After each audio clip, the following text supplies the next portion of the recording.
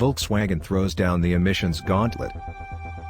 Volkswagen has softened its stance on tough new European carbon dioxide emissions targets for automakers, betting it can absorb more stringent cuts than its rivals. The EU last month raised its target for cuts in net greenhouse gas emissions to 55% by 2030 from 1990 levels instead of 40%, and Europe's automakers will find out in July what their contribution on CO2 emissions is expected to be.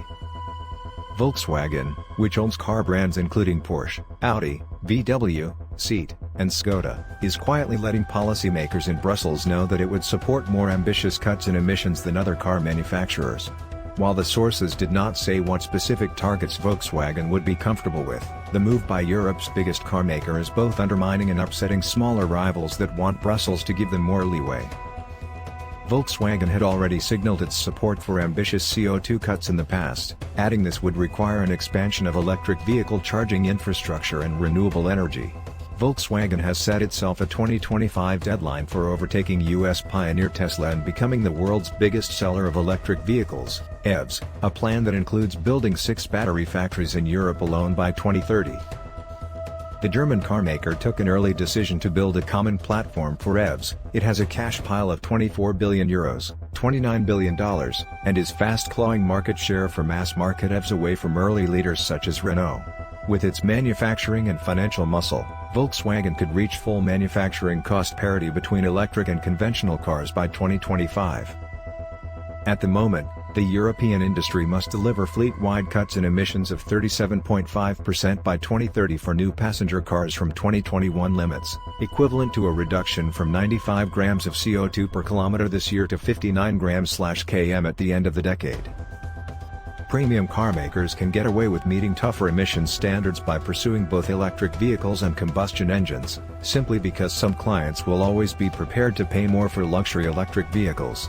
But it's different for the mass market where affordability is key, so Volkswagen was forced to come up with a strategy to build affordable and profitable EVs for the masses quickly. It introduced a modular electric drive platform, known as MEB, ahead of its European rivals, and it now underpins electric EVs under a variety of its brands, including Audi, VW, and Skoda. Taking a page out of Volkswagen's book, Renault de Mayu, a former Volkswagen executive who turned the Seat brand around, is now banking on its electric platforms known as CMF-BEV and CMF-A to produce small and affordable EVs. Volkswagen is already winning market share at Renault's expense in the battery electric vehicle sector in Europe. Volkswagen's share soared to 25% last year from 14% in 2019, overtaking the Renault, Nissan, Mitsubishi alliance, whose share shrank to 19% from 23% in 2019.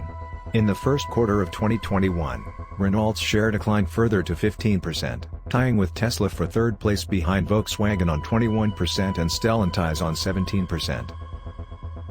Renault has held a strong position within the European BEV, battery electric vehicles, market for several years now.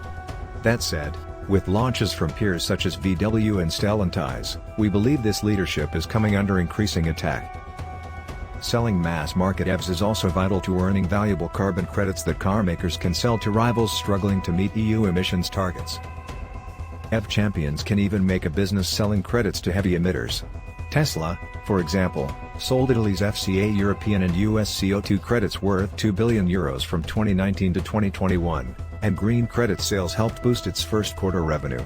FCA's merger with France's PSA to form Stellantis, however, has brought an end to its need for Tesla credits this year, thanks to the French carmaker's electric technology.